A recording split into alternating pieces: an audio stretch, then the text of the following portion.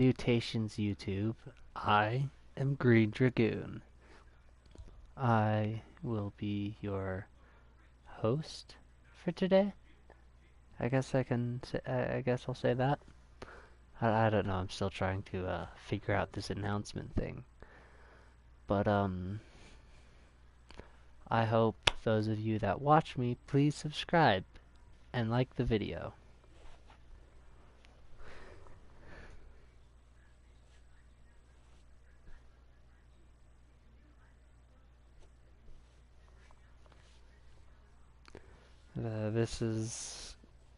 So I played a little bit of Kerbal Space Program not that long ago. Oh no, I should probably actually continue introducing myself. Sorry, I'm quite a bit scatterbrained. Um, so I'm Green Dragoon. You can call me Green.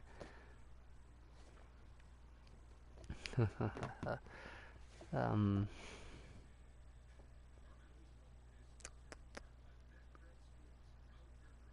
I'm gonna try to become at least somewhat famous by playing video games, which is something that I love doing, and as well as in the not too distant future, create my own video games.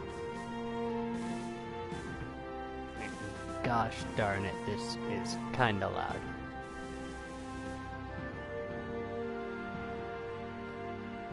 Turn that down.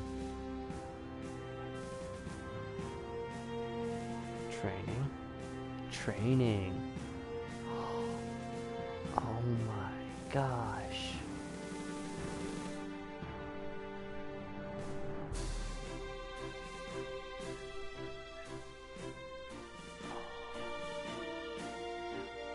Oh.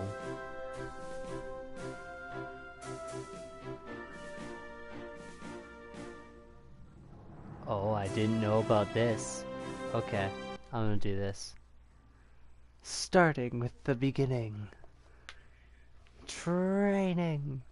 It's boot camp, boys.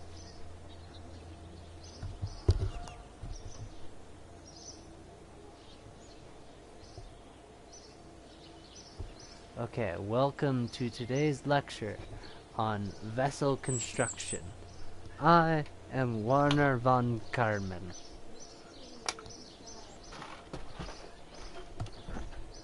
Whether you want to put a satellite into orbit, make a transcontinental flight, or step onto the very surface of the moon, you're going to need to build yourself a ship. And it should be pretty easy, even if you're not a famous rocket scientist like myself. In this tutorial, I will show you around the Kerbal Space Center, then take you to the vehicle assembly building, where you'll learn how to construct a simple ship. We'll cover adding and removing parts, what the parts do, and how to change the performance settings of the parts which have that option, and how to control staging. At the end of the tutorial, you will have a craft fit for a quick hop from the launch pad. At each step, I will lock out all controls other than the ones you need for that step. To change the focus to the tutorial window, use R1 plus triangle. You can press X to next. Press X next to proceed to next step. If you manage to mess up, it took me some time to become as skilled as I am now. You can press the circle to go back and fix things. It won't light up unless you do mess up. We are now at the Kerbal Space Center. I'll give you a quick rundown of how to get around. The KSC, for short, is home to the pinnacle of Kerbal endeavor and achievements for space exploration. Using the facilities you can see here, you will be able to manage your space program. Create rockets and planes, track your Kerbal explorations as they roam the solar system, and find exciting new uses for explosive substances, and in case of emergency, hire more Kerbals. To find out about each of the facilities, you can select each facility icon. If you need to repair a structure or upgrade them in career, you can do this by pressing circle while selecting them. Take some time to select the buildings and see what they each are, and when you're ready, enter the vehicle assembly VAB. Okay, so it's the astronaut complex. This contains living and recreation space for all our crew members. New applicants also apply here to be recruited. This facility is locked. Flagpole, this is the official flag of the space program, where we can change it. I'm definitely gonna change that. And that's the launch pad. Our vessels built at the VAB are launched. We are reasonably confident it is a safe distance from everything else. Yeah, I'm reasonably confident about that as well. And it's the runway.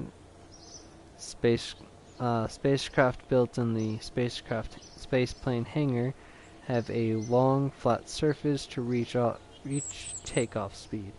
Convincingly, such aircraft could even land back on it. Okay. So, this is how I would land the spacecraft and other planes and whatnot. And spaceplane hangar, which is where you make those very vehicles. And then the tracking station, where you can check all your missions and whatnot. And then this is the vehicle assembly building, which is where you make your spaceships and then take them to the launch pad. I played a little bit of this game beforehand, to be honest, but also this is kind of a new game for me.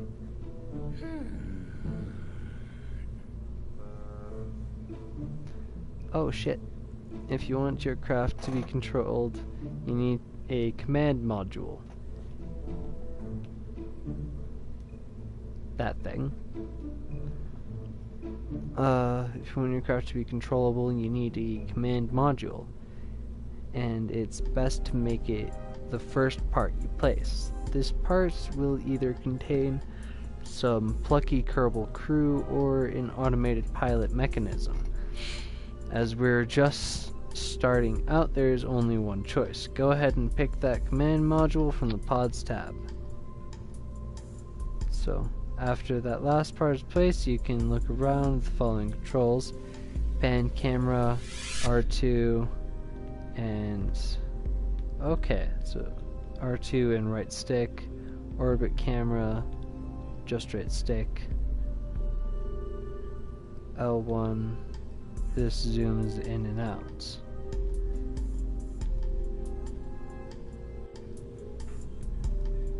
Okay, so that's how I do that. This is definitely gonna make stuff a lot easier.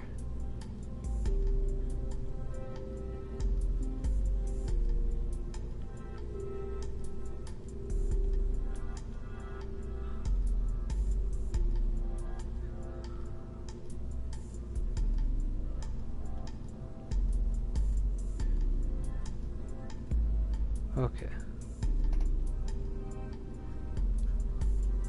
Next. If you'd like your pilot to be able to make more than one flight, he or she will have to safely return to the ground or water on Kerbal. Parachutes are a simple way to make sure that happens. That's in utility. Yep, parachutes are a simple way to make that happen. They can be found on the utility tab. When you're choosing parts, you can view the details of available parts by selecting them with the toolbox, and when the visible info. Okay, yeah, I understand that.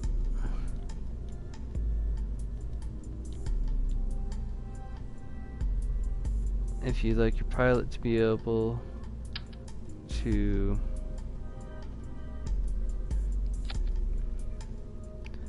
make more than one flight, go ahead, select the Mark 16 parachute. Okay, next, some parts like our parachute here have configurable options. To see these, we need to show the cursor.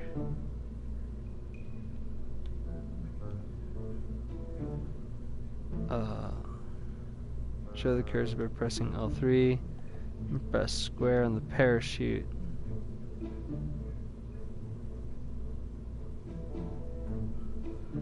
You will see that we can adjust our altitude and the atmospheric pressure at which to open. That setting can be quite useful on distant worlds. Let's drop that there.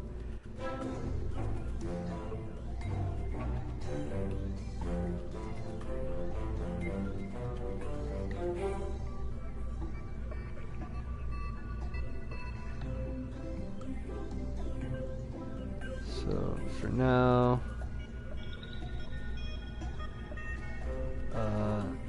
let's check the opening height that the calculate chute is. So that opening the chute is at least 100 meters because safety is the Kerbal way. After all, for the minimum pressure slider, move it back to the right to 0.2.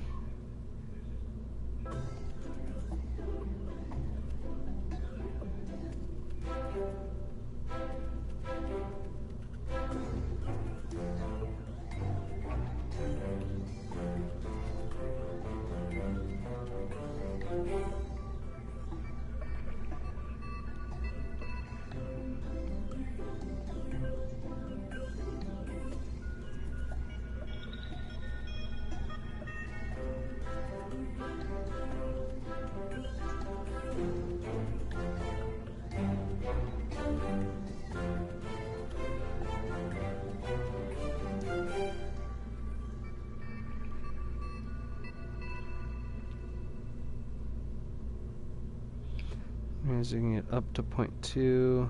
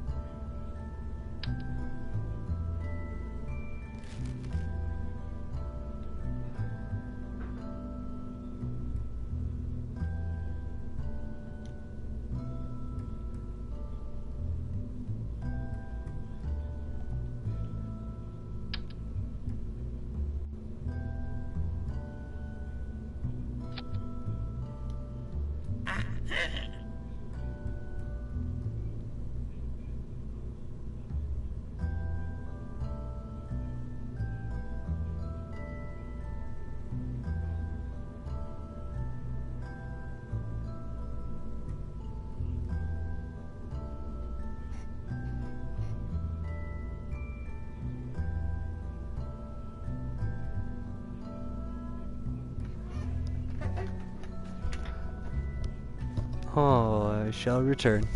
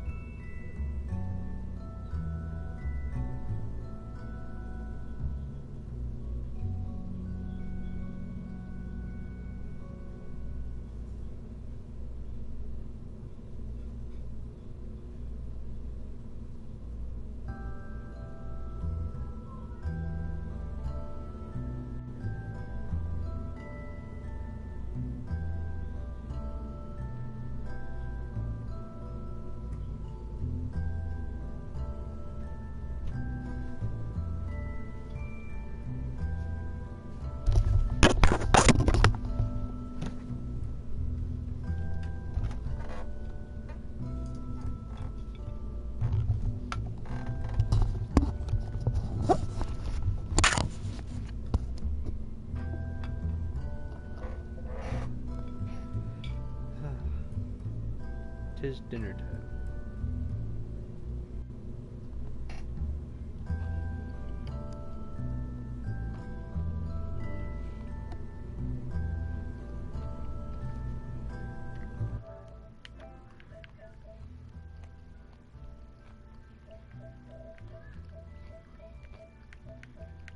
Hmm.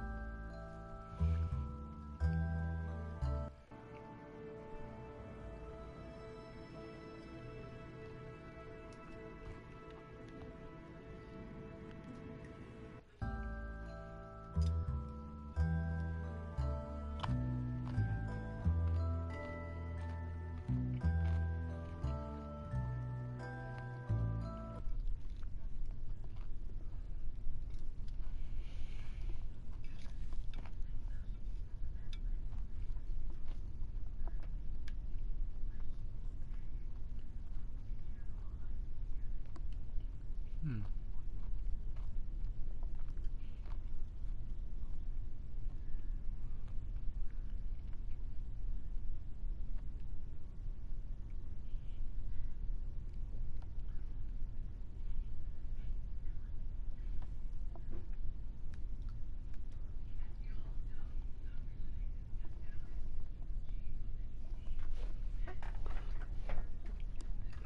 Crud.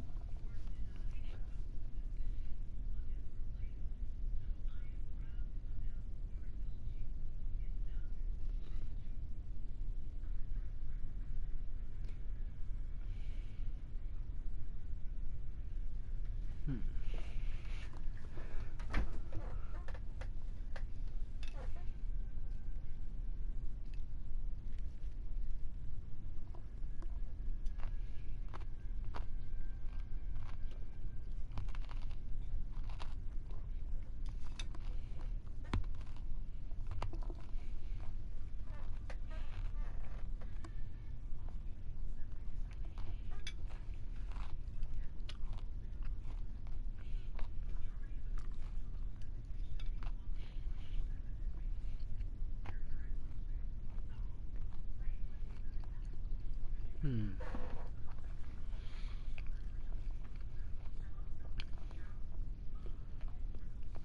Hmm.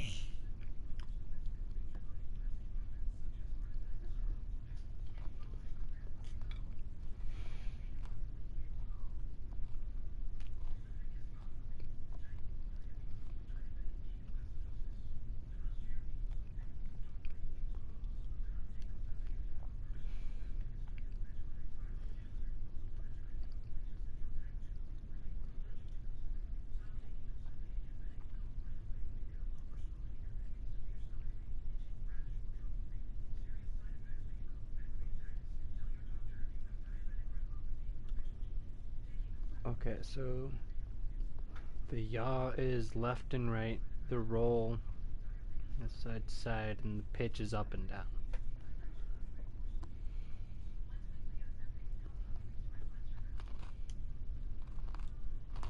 Okay.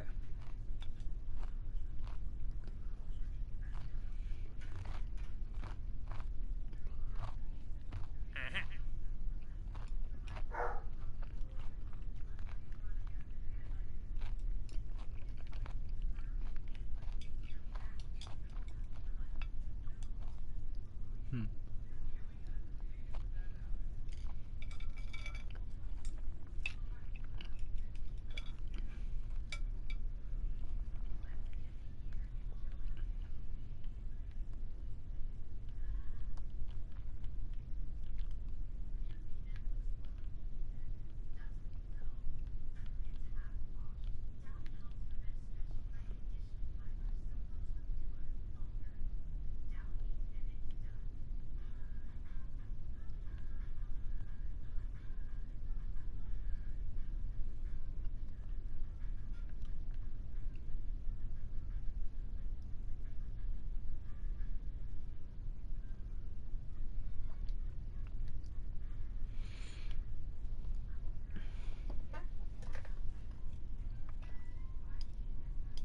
Throttle plus pitch on roll are the main controls you'll need to master for a successful crash-free flight. We'll skip over the throttle control for now, as the vessel has no need for it. Don't worry, I'll explain it another time when it's of use.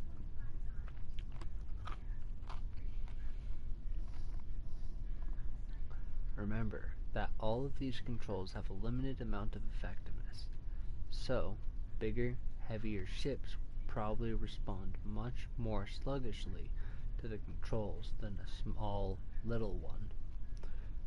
It's also good to keep in mind that as stages are separated from the ship, it will become lighter, and this will usually mean it's easier to control. Next, look at the rest of the flight controls. X to launch. Next step. Okay. Notice stage indicator left corner is currently active stage. Since we haven't launched yet, it's showing the first stage is active, it having staging controls locked for now, so the stage indicator is purple. One more thing on staging, if the staging setup is causing strife, or you change your mind about something, you can edit the stage sequence on the fly, pun intended. No need to go back to the assembly facility.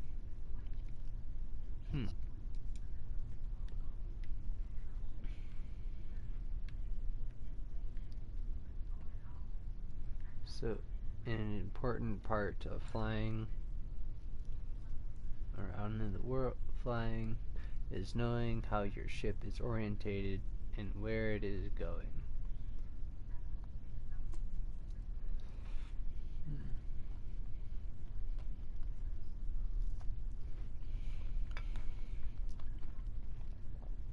That's why a good pilot is always aware of the ship's altitude, where it is pointing, and its velocity vector, where it is going. These aren't always the same direction. As your skills improve, you should pick up on these. Okay. The big round instrument on the lower center of the screen is called the nav ball. This device sums up most of the critical information needed for proper death-free flight. Here you see the ship's nose in relation to the horizon, where you're not pointing straight up. It's easily visible. When you're not pointing straight up, it's easily visible as a line between blue sky and brown ground, as well as its heading, compass bearing, and speed. You also get several icons that indicate things like your current velocity vector, but we'll have a look at those later.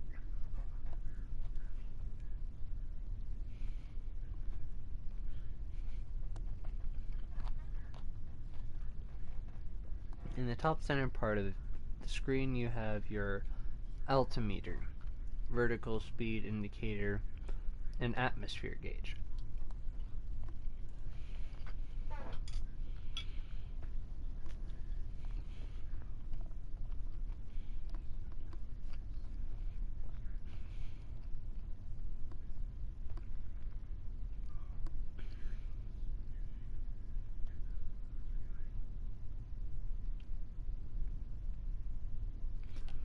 So the altimeter will show the distance to the planet's surface at sea level.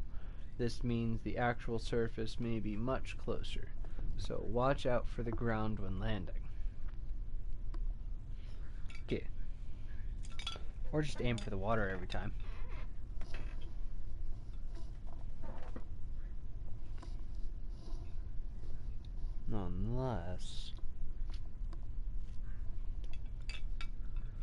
Unless it's absolutely fucking stupid to do that.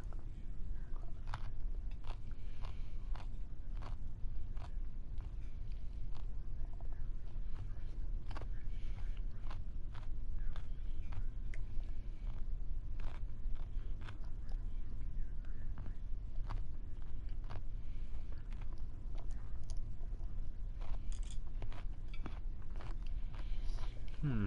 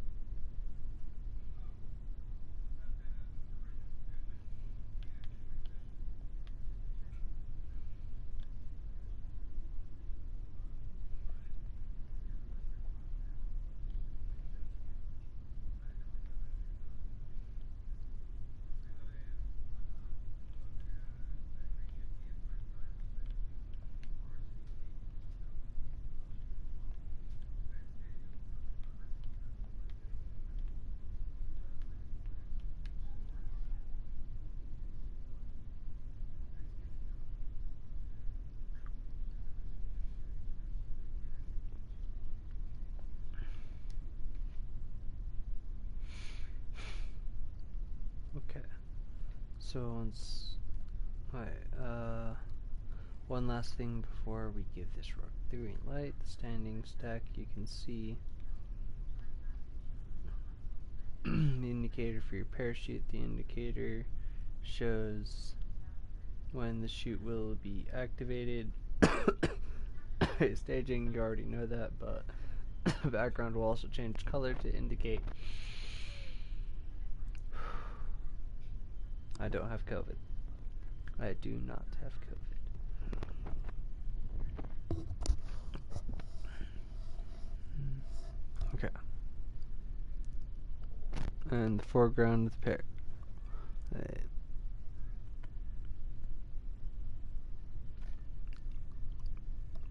Wooden safety stage, the parachute, in the foreground, the parachute bit of the icon itself will change color depending on the parachute state. Note, however, that by default parachutes will not deploy when unsafe, even if you stage them. Okay. The left three show safety, safe, risky, and unsafe to deploy. The chute is unstaged white in the left three. Then the right three show after staging, armed, deployed, and cut/shredded. When you're familiar with chute icon colors, we can move on. Okay. Okay, enough talk. I'll unlock the flight controls and you'll be cleared for launch.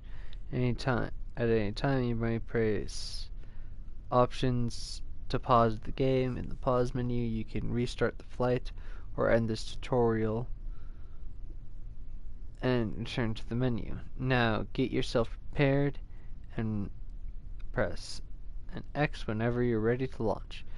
Don't forget, our hopper has only a solid rocket system.